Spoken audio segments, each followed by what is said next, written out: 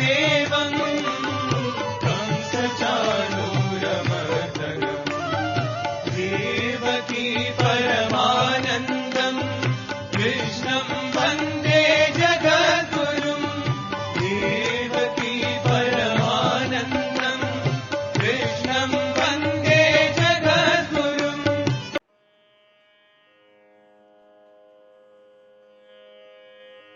శ్రీ గురుభ్యో నమః. వ్యాస విరచిత శ్రీమద్భాగవతంలో దశమ స్కందంలో నేడు మనం 50వ అధ్యాయం ప్రవచించుకుంటున్నాం. ఈ అధ్యాయంలో బలరామకృష్ణులు ఇద్దరు కూడా జరాసంధుని యొక్క సైన్యంతో తలబట్టడం జరుగుతున్నది. అందులో దాదాపు 23 అక్షౌహిణుల సైన్యాన్ని శ్రీకృష్ణ పరమాత్ముడు వాటినన్నింటినీ నాశనం చేసి నిర్మూలన చేసి భూభారాన్ని తగ్గించేటువంటి కార్యభారాన్ని వహిస్తే బలరాముడు కాస్త జరాసంధుని పట్టుకున్నాడు.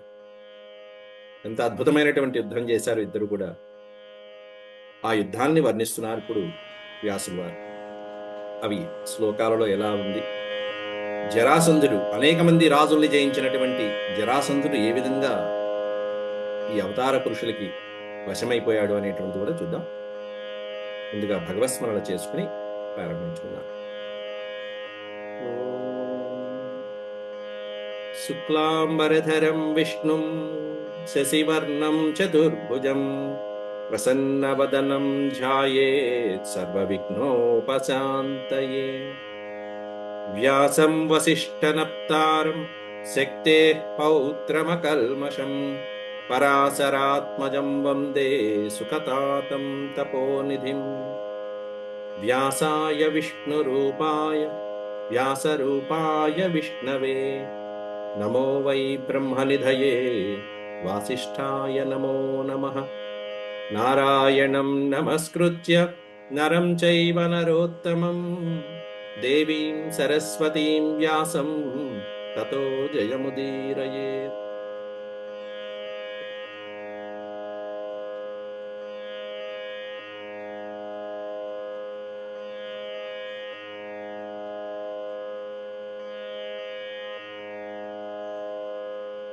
నిన్నటి రోజున మనం ఈ అధ్యాయంలో 22-23 శ్లోకాల వరకు చెప్పుకున్నాం. జరాసంధుని కుమార్తెలు వారిద్దరూ కూడా అస్థి ప్రాప్తి అనేటువంటి వారిద్దరూ కూడా హంసుడి భార్యలు. అంటే జరాసంధుడికి హంసుడు అల్లుడు. ఎప్పుడైతే బలరామకృష్ణులు కంసుణ్ణి సంహరించారో వారి భార్యలైనటువంటి వీళ్ళిద్దరూ కూడా తండ్రి దగ్గర చేరటం జరిగింది. తండ్రికి జరిగినదంతా విన్నవించి బాధపడటం జరిగింది. ఈ విధంగా జరాసంధుడితో బలరామకృష్ణులిద్దరికీ వైరం అనేటువంటిది ప్రారంభమైంది. ఇప్పటిదాకా వైరం లేదు. అల్లుణ్ణి సంహరించినటువంటి కారణంతో జరాసంధుడికి బలరామకృష్ణులిద్దరి మీద వైరం అనేటువంటిది బలపడింది.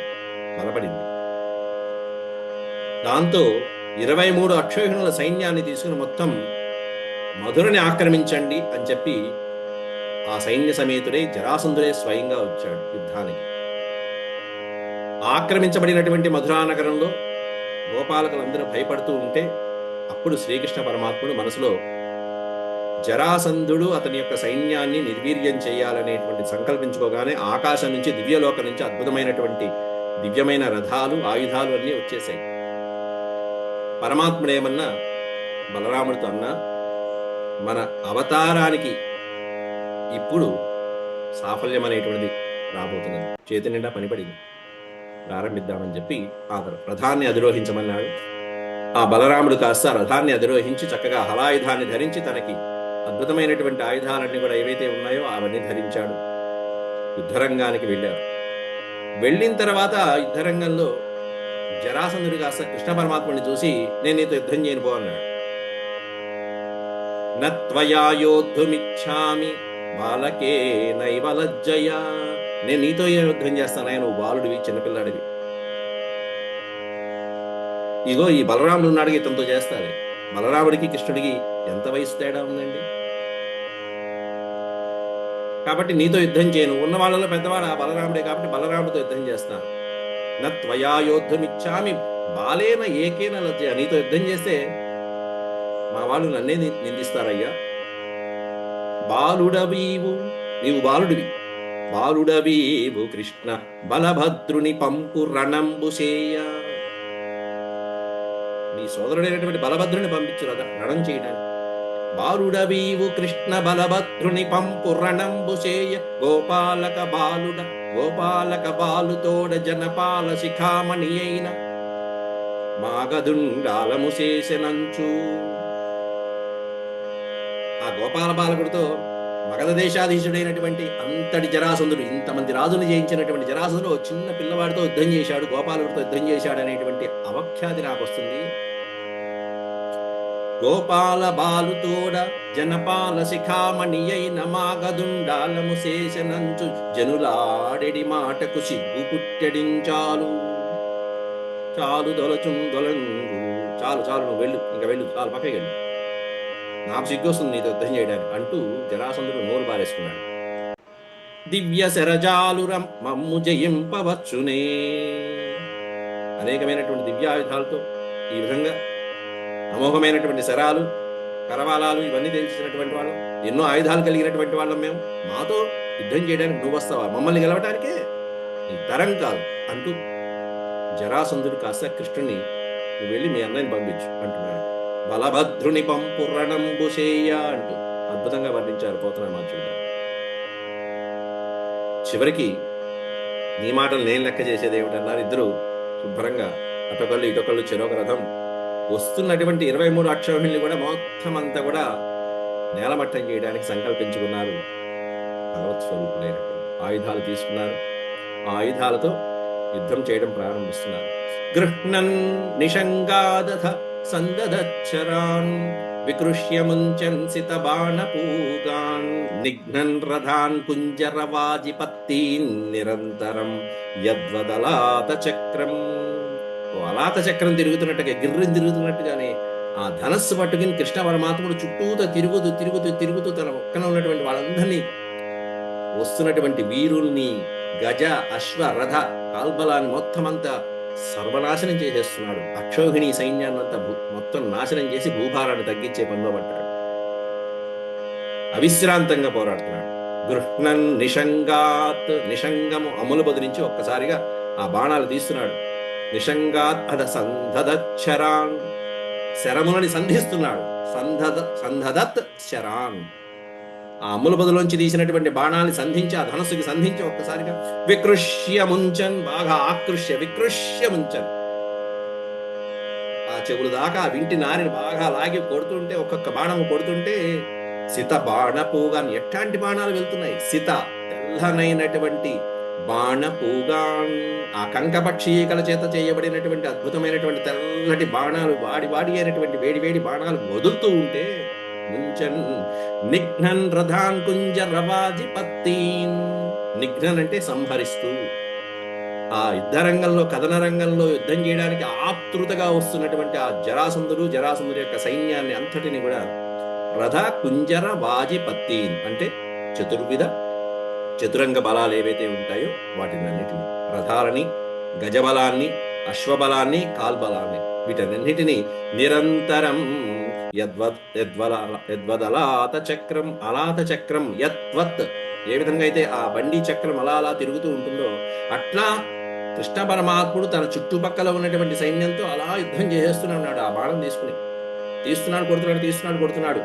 చివరికి ఆ సైన్యానికి ఆ బాణాలు వచ్చి వాళ్ళకి గుచ్చుకున్నప్పుడు ఓహో ఈ బాణం నా వైపే వచ్చిందా అని తెలుసుకుంటున్నారు తప్ప ఈ చెయ్యి లోపలికి వెళ్ళటము తీయటము ఇవేం కనిపించట్లే వాళ్ళకి. అసలు అంత వేగంగా జరిగిపోతున్నది ఆ యుద్ధం అంతా. అట్లాంటి పరమాత్మను పట్టుకుని నువ్వు బాలుడి, నీతో యుద్ధం నేనేం చేయకపోతున్నాడా చూపిస్తున్నాడు కడాక. అట్లా అద్భుతమైనటువంటి యుద్ధం జరుగుతుంటే ఆ పరమాత్ముడి యొక్క మంచి పదునైనటువంటి బాణ పరంపరకి ఎలా ఉందయ్యా రణరంగం అంటే అంతా అంటే నెత్తుడితో ఒక నది ప్రవహిస్తున్నట్టుగా ఉంది కదా. జమదగ్ని మహర్షి పుత్రుడైనటువంటి జామదగ్ని పరశురాముడు క్షత్రియ వంశ నిర్మూలనం చేసి 5 నెత్తుటి మడుగులని నిర్మించాడు. కురుక్షేత్రం శమంతక పంచకం అంటారు. అట్లాంటిది ఇక్కడ మడుగులు కాదు, నది ప్రవహిస్తున్నది. 23 అక్షౌహిణులు అంటే మాటనా మరి. మహాభారత యుద్ధంలో పాల్గొన్నటువంటి సైనికుల సంఖ్య కంటే 18 అక్షౌహిణులు మహాభారత యుద్ధంలో పాల్గొంటే ఇక్కడ 23 అక్షౌహిణులు ఒక విడతలో పంపించాడు జరాసంధుడు. దాంతో ఆ యుద్ధంలో నిర్భిన్న కుంభాః కరిణో నిపేతురనేకశోశ్వాః శరవృక్నదంధరాః ప్రధాహతాశ్వధ్వజసూతనాయకాః పదాతయచ్ఛిన్న భుజోరుకంధరాః. నిర్భిన్న కుంభాః కరిణో నిపేతు. కుంభాః కరిణః అనే పదానికి అర్థం ఏనుగులు. ఆ ఏనుగుల యొక్క కుంభస్థలాలన్నీ చీల్చి ఆ బాణాల దెబ్బకి మొత్తమంతా గజములు, ఆ జరాసంధుని యొక్క సైన్యంలో ఉన్నటువంటి గజముల యొక్క కుంభస్థలాలన్నీ పగిలిపోతూ అలా నేల కూలిపోతున్నాయి. భిన్నమైపోతున్నాయి కుంభస్థలాలన్నీ. అనేకశో అశ్వాహ, అనేకమైనటువంటి అశ్వాలు, రథాలు. అనేకశో అశ్వాహ శరభుక్న కంధరాహ. వృక్నకంధరాహ, ఆ బాణాలు కృష్ణ పరమాత్ముడు వేస్తున్నటువంటి ఆ బాణ పరంపరలకి అశ్వాల యొక్క మెడలు తెగి యుద్ధరంగంలో పడిపోతున్నాయట. రథాః హతాశ్వ ధ్వజసూత నాయకాః. రథములకి కట్టబడినటువంటి అనేకమైనటువంటి అశ్వములు ఏవైతే ఉన్నాయో, హత అశ్వః, ఆ అశ్వములన్నీ నేలకూలుతున్నాయి. ఆ రథాలపైన ఉన్నటువంటి ధ్వజములు, ఆ రథంలో ఉన్నటువంటి సూతుడు అనే పదానికి అర్థం రథసారథి అని.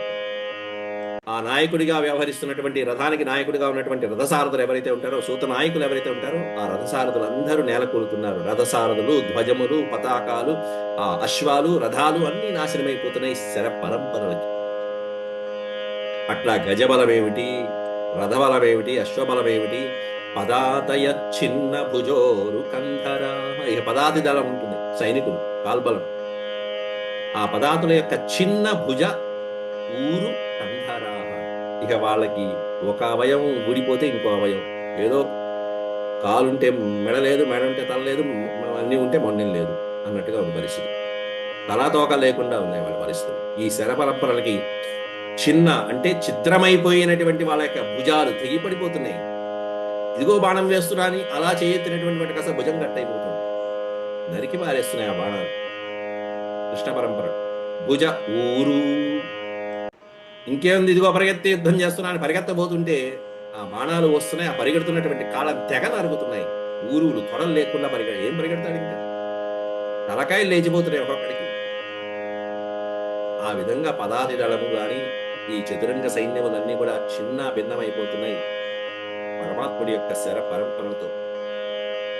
సంచిద్యమాన ద్విపదే భవాజినామంగ ప్రసూతాః శతస్సో అశ్రుగాపగా భుజాహయః పూరుష శీర్షకచ్చప హతద్విపద్వీప హయగ్రహాకులాః. ఇక్కడి నుంచి దాదాపు 2-3 శ్లోకాల్లో ఒక నదీ ప్రవాహాన్ని వర్ణిస్తున్నారు. ఏమిటా నదీ ప్రవాహం, దాని విశేషం ఏమిటి అంటే, అద్భుతమైనటువంటి పరాక్రమం కలిగినటువంటి బలరాముడు విజృంభిస్తున్నాడు. ఆ విజృంభించి ఆ హలాయుధంతో ఆ బలభద్రుడు జరాసంధుడి యొక్క సైన్యాన్ని ఛిద్రం చేస్తూ ఉంటే, ఆ ముసలాయుధంతో చితకబాదుతూ ఉంటే జరాసంధుడి సైన్యమంతా ఆ కాల్బలం ఏమిటి, గజములు ఏమిటి, అశ్వములు ఏమిటి అవన్నీ గాయపడుతూ వాటి శరీరం నుంచి నెత్తురు స్రవిస్తూ ఉంటే, రక్త పేరులు పారుతూ ఉంటే అది నదీ ప్రవాహంలా వర్ణిస్తున్నారు ఇక్కడ వ్యాసులు. సంచిద్యమాన ద్విపదే భవాజిన. ద్విపదము ఇభవాజినము. ద్విపదము ద్విపద 2 విధాలుగా నీరు త్రాగేది. ఇభవాజిన ద్విపద ఇభ ఇభము ద్విపదే ఇభ ఇక్కడ విడదీశారండి. ఇభ అనే పదం, ఇభము అన్నా కూడా ఏనుగు. అలా 2 విధాలుగా నీరు త్రాగేటువంటి ఏనుగులు ఏవైతే ఉంటాయో ఇభములు, అవి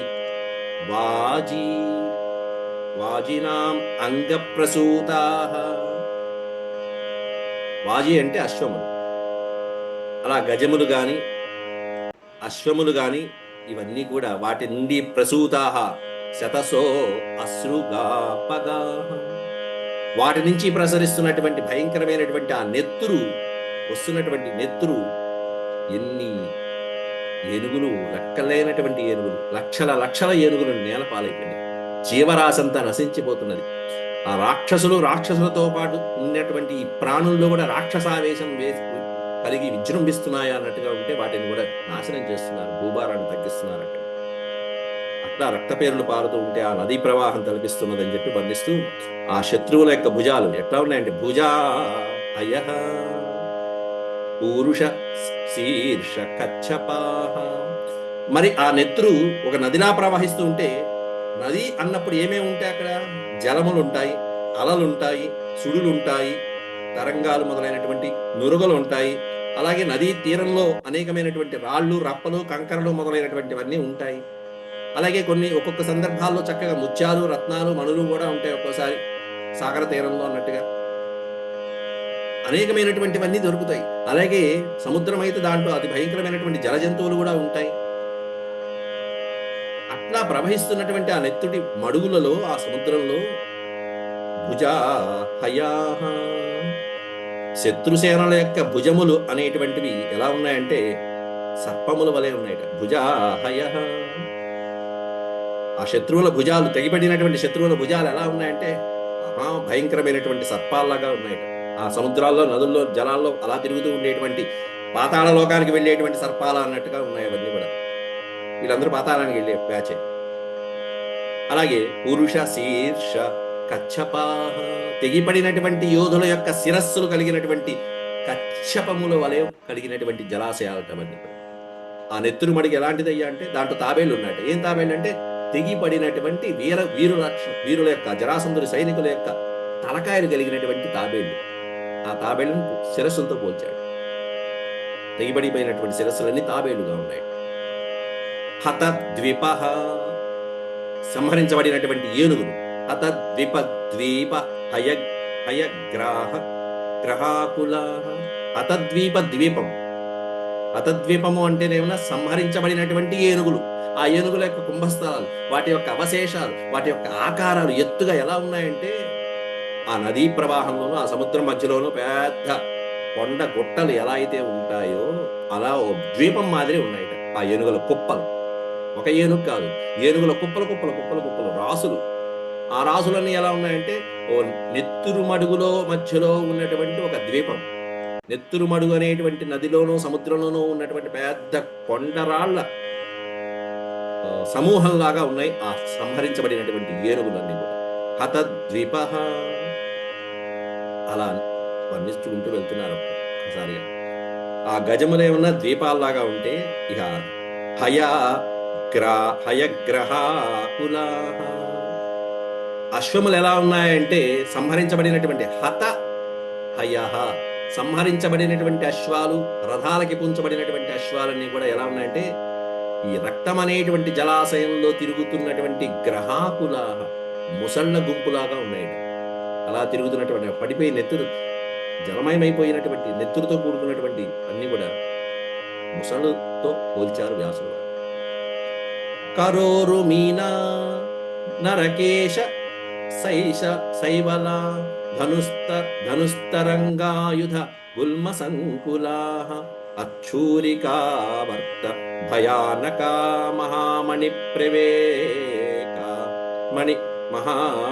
ప్రవేకాభరణాశ్మశర్కరాః. మనకి చదువుతుంటేనే ఇంత భయంకరంగా ఉందే, ఈ బీభత్సం ఎందుకు మనం వినాలా అన్నట్టుగా ఉంటుందే. యుద్ధ వర్ణనం చేసేటప్పుడు ఇలాగే ఉండాలి. యుద్ధాన్ని వర్ణించేటప్పుడు ఇంత భయంకరంగా, వినటానికే ఇంత భయంకరంగా ఉంటుందే, ఇంకా చేస్తున్నటువంటి వాడు, ఆ చూసినటువంటి వాళ్ళు, యుద్ధంలో పాల్గొన్నటువంటి వాళ్ళ పరిస్థితి ఇంకేం చెప్పాలి. కర ఊరు, ఈ పదాన్ని విడిస్తే కర ఊరు, రెండు పదాలు.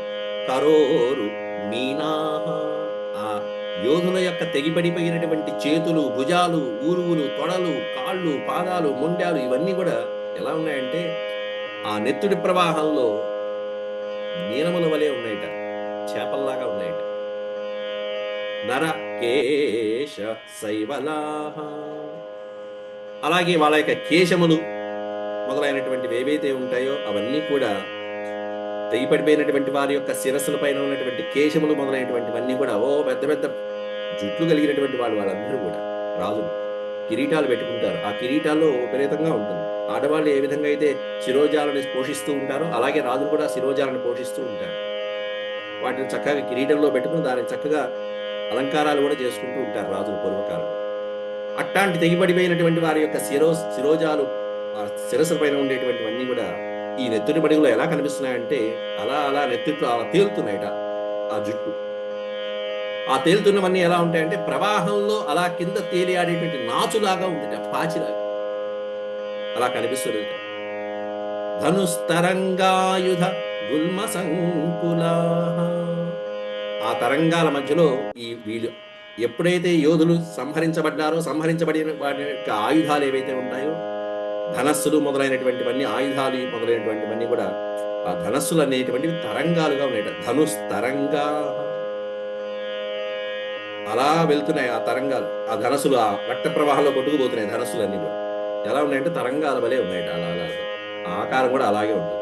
ధనస్సు తరంగాలు ఆకారం. ధనుస్తరంగా ఆయుధ గుల్మ సంకులా. ఆయుధములు అనేటువంటివి తుప్పలు, మధ్య మధ్యలో వచ్చేటువంటి ఆ నదీ తీరంలో సముద్ర తీరంలో వచ్చే తుప్పలు ఉంటాయి కొన్ని.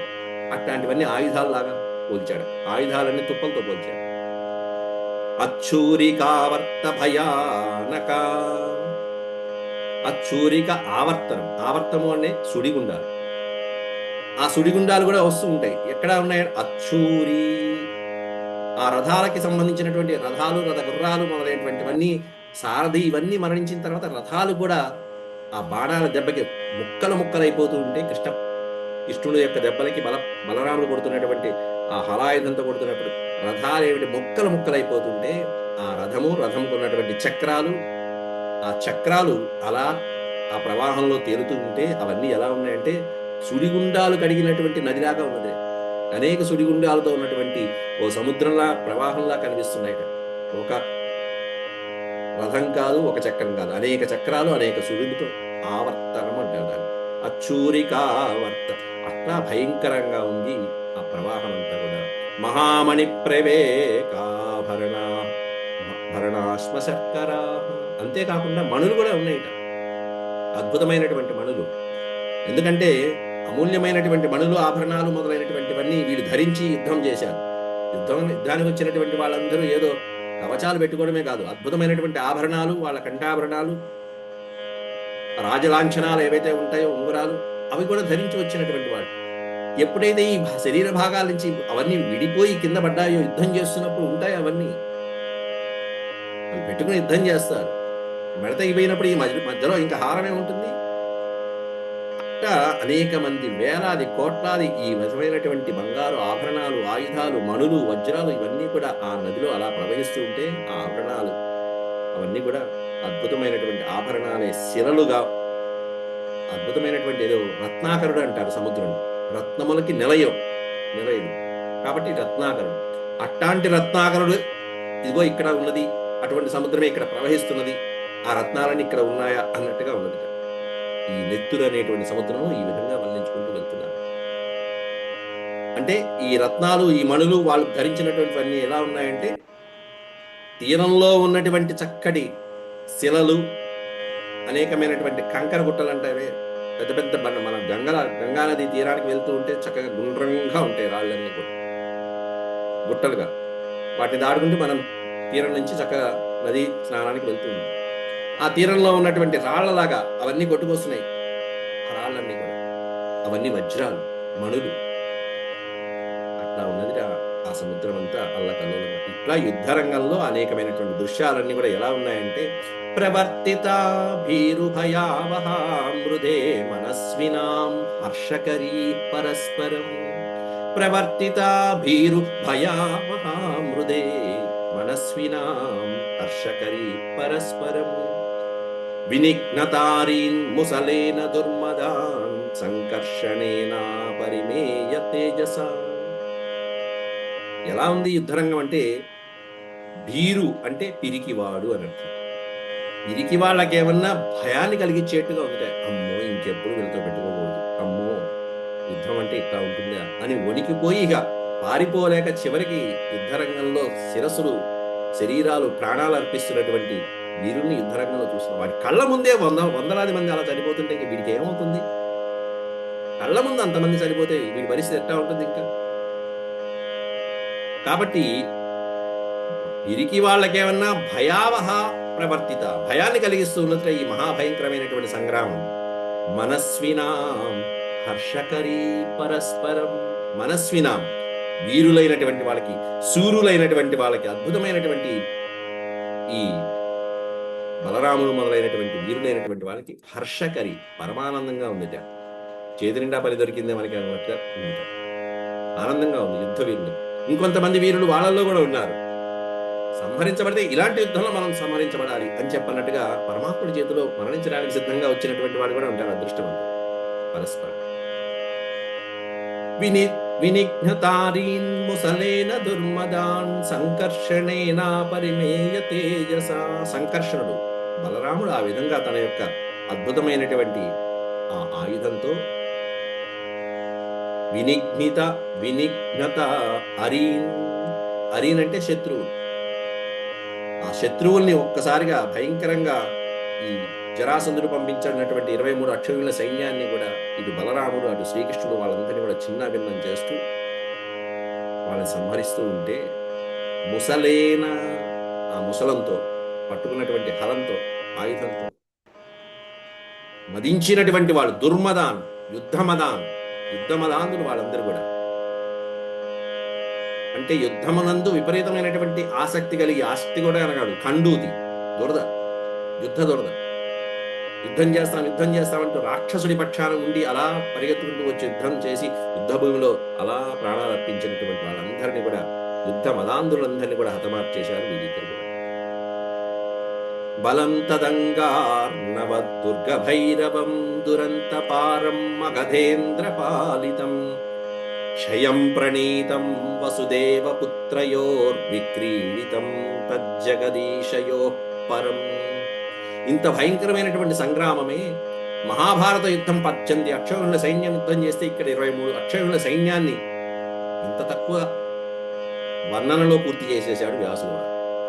అదే మహాభారత సంగ్రామం 5 పర్వాలు పట్టింది. భీష్మ పర్వం అన్నాడు, ద్రోణ పర్వం అన్నాడు, కర్ణ పర్వం అన్నాడు, శల్య పర్వం అన్నాడు. ఇట్లా అనేక పర్వాలలో మొత్తం అంతా వర్ణించుకుంటూ వచ్చాడు వ్యాసులు వారు. అదే వ్యాసులు వారు ఇక్కడికి వచ్చేటప్పటికి ఇంతకంటే ఆ మహాభారత సంగ్రామం కంటే ఎక్కువ సైన్యం కలిగిన 23 అక్షౌహిణుల సైన్యం ఉన్నటువంటి జరాసంధుడి సైన్యాన్ని దాదాపు 15 శ్లోకాల్లో అవజేశాడు. అయిపోయింది. క్షయం ప్రణీతం బలం తదంగార్ణవ దుర్గభైరవం. అంత భయంకరంగా ఒక మహాసముద్రంలా వచ్చి ఆ మధురని చుట్టుముట్టినటువంటి జరాసంధుడి యొక్క సైన్యం ఎట్లాంటి సైన్యం అది? మగధేంద్ర పాలితం దురంతపారం. మగధ ఇంద్రుడు అంటే మగధని పరిపాలించేటువంటి జరాసంధుడి చేత మగధని పరిపాలించేటువంటి వాడు మగధేంద్ర పాలితం అంటారు. ఆ జరాసంధుడి చేత భైరవం దురంతపారం, భయంకరమైనటువంటి సైన్యం, చతురంగ సైన్యం. దురంత పారం, పారము అంటే తీరం. ఆ సైన్యం అనేటువంటి సముద్రానికి తీరం దాటటం అశక్యమైనటువంటిది. అట్లాంటి అశక్యమైనటువంటి తీరం దాటలేనటువంటి సైన్యాన్ని అతి తక్కువ సమయంలో క్షయం ప్రణీతం సర్వనాశనం చేసేశారట. ఎవరు? వసుదేవ పుత్రయో. వసుదేవుని పుత్రులైనటువంటి బలరామకృష్ణులు ఇద్దరు కూడా ఎంత కష్టపడ్డారో అమ్మా అనుకుంటున్నారా? అబ్బే, విక్రీడితం తజ్జగదీశయో పరం. విక్రీడితం అంటే ఒక ఆట ఆడుకున్నట్టుగా ఆడారట అంతే. ఏమాత్రము శ్రమ లేకుండా క్రీడగా, లీలగా, అలా అనాయాసంగా, సునాయాసంగా, హాయిగా ఆడుతూ పాడుతూ కొట్టినట్టు కొట్టారట. అది ఆడుతూ పాడుతూ కొడితేనే 23 అక్షౌహిణుల చిల్లర లేచిపోయిందంటే ఇక వాళ్ళు కోపంతో కొడితే ఎలా ఉంటుంది? ఇది ఆడుకుంటూ కొట్టారట లీలగా. అట్ట జగదీశ్వరులైనటువంటి వాళ్ళిద్దరూ కూడా ఈ విధంగా అద్భుతమైనటువంటి లీలను చూపించారే. అట్లాంటి ప్రవాహంలో జరాసంధుడి పరిస్థితి ఎలా ఉంటుంది? ఎందుకంటే సమస్తమైనటువంటి విశ్వానికి కారణభూతుడైనటువంటి వాడు ఆ శ్రీ మహావిష్ణువు అవతారం. అట్లాంటి వాళ్ళకి ఇలా లీలగా సంహరించడం అనేటువంటిది దాంట్లో వింతే ఉందంటూ వ్యాసుడు గారు మళ్ళీ కాస్త సమర్థిస్తున్నారు. స్థిత్యుద్భవాంతం భువనత్రయస్య యః సమీహతే నంతగుణస్వలీలయా నతస్య చిత్రం. ఇందులో చిత్రమే ఉందయ్యా. ఇందులో ఆశ్చర్యమే ఉంది. నతస్య చిత్రం పరపక్ష నిగ్రహాస్తథాపి మత్యానువిధస్య వర్ణ్యతే. మహాపురుషులైన వాళ్ళు, దివ్య పురుషులైన వాళ్ళు, అవతార పురుషులైనటువంటి వాళ్ళు మానవావతారంలో వచ్చి ఈ విధంగా 23 అక్షౌహిణుల సైన్యాన్ని సంహరించిందంటే ఇందులో పెద్ద గొప్పే ఉంది. ఎందుకంటే స్థితి ఉద్భవ అంతం అంటే సృష్టి స్థితి లయలకి, భువనత్రయములకి ఏ మహాపురుషులైతే కారకులో, స్థిత్యుద్భవాంతం భువనత్రయస్య ముల్లోకాలకి కూడా, ఆద్యంతాలకి కూడా అనంతములైనటువంటి గుణాలు కలిగినటువంటి వాళ్ళు, ముల్లోకాలకి సృష్టి స్థితి లయలకు కారణమైనటువంటి వాళ్ళు. యస్ సమీహతేనంత గుణః అనంత గుణః స్వలీలయ. అనంతమైనటువంటి స్వరూపాలు కలిగినటువంటి అవతార పురుషులే వాళ్ళిద్దరు. అట్లాంటి వాళ్ళు వాళ్ళ లీలల్ని ఇలా మానవ అవతారంలో వచ్చి స్వలీలయ అవలీలగా వాళ్ళని సంహరిస్తూ ఉంటే దీంతో వింతే ఉంది. నతస్య చిత్రం కిం, దాంట్లో చిత్రమే ఉంది. అదేం పెద్ద చిత్రం. పరపక్ష నిగ్రహాస్తథాపి మర్త్యానువిధస్య వర్ణ్యతే. కాకపోతే ఏంటంటే ఇందులో ఆశ్చర్యపడవలసిన విషయం ఏం లేదయ్యా. కాకపోతే మానవులు అవతారాన్ని ధరించి వచ్చారు కాబట్టి మానవుల్ని అలంకరించేటువంటి లీలని ఆయన ప్రదర్శిస్తున్నారు.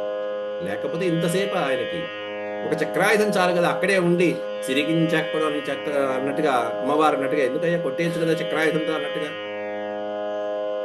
అక్కడి నుంచి కొట్టేయచ్చు కదా, వచ్చి పరిగెత్తుకుంటూ వచ్చి మరి గజేంద్రుని రక్షించాలా అన్నట్టుగా మానవ అవతారంలో వచ్చాడు కాబట్టి ఇంత ప్రయాసపడ్డాడు. అసలైతే ఇంత కూడా అక్కర్లేదు. తథాపి మర్త్య అనువిధస్య వర్ణ్యతే.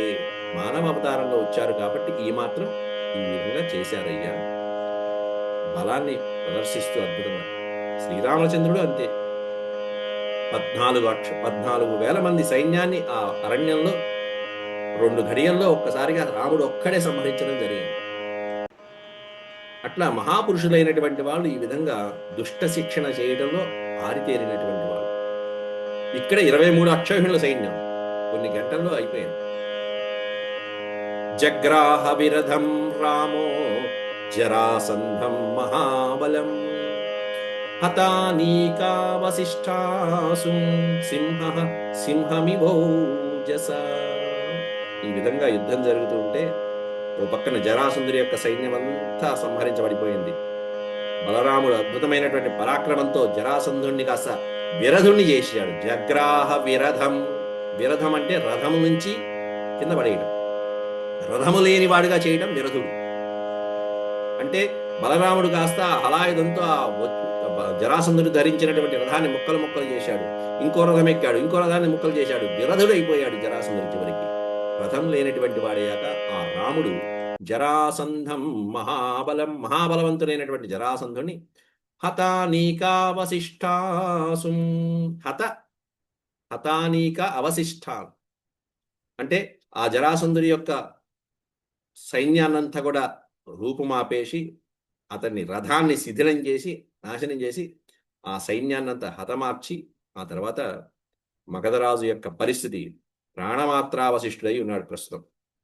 అప్పుడు బలరాముడు ఒక్క ఉదుటున ఒక సింహము మరొక సింహాన్ని పట్టుకున్నట్టుగా ఈ బలరాముడు అనేటువంటి సింహం జరాసంధుడు అనేటువంటి సింహాన్ని పట్టుకున్నదిరా. సింహమివౌజస. మంచి పరాక్రమంతో ఒక సింహం మరో సింహం మీదకి దూకి యుద్ధం చేసినట్టుగా జరాసంధుని మీదకి, విరధుడయ్యి ఉన్నటువంటి జరాసంధుని మీదకి దూకి ఒక్కసారిగా ఆ జరాసంధుని బలరాముడు అలా పట్టుకున్నాడు. పట్టుకుని ఇక తన పిడికిళ్లతో వెంటనే బాహుబలంతో బంధించి సంహరించబోతూ ఉంటే కృష్ణ పరమాత్ముడు ఆపుతున్నాడు. అన్నా ఆగా, వీటితో ఇంకా మనకి చాలా పని ఉంది. బధ్యమానం హతారాతిం పాశైర్వారుణమానుషైః వారయామాస గోవిందస్తేన కార్యచికీర్షయ అంటూ ఎందుకు వారించాడు ఏమిటనేది ఇక ఎక్కడి నుంచి రేపటి శ్లోకాలను మనం వర్ణించుకుందాం. అంతవరకు సెలవు. ఓం శాంతి శాంతి శాంతి. యదక్షరపదభ్రష్టం మాత్రాహీనం చ యద్భవేత్ తత్సర్వం క్షమ్యతాం దేవనారాయణ నమోస్తుతే. సర్వం శ్రీకృష్ణార్పణమస్తు. హరి ఓం.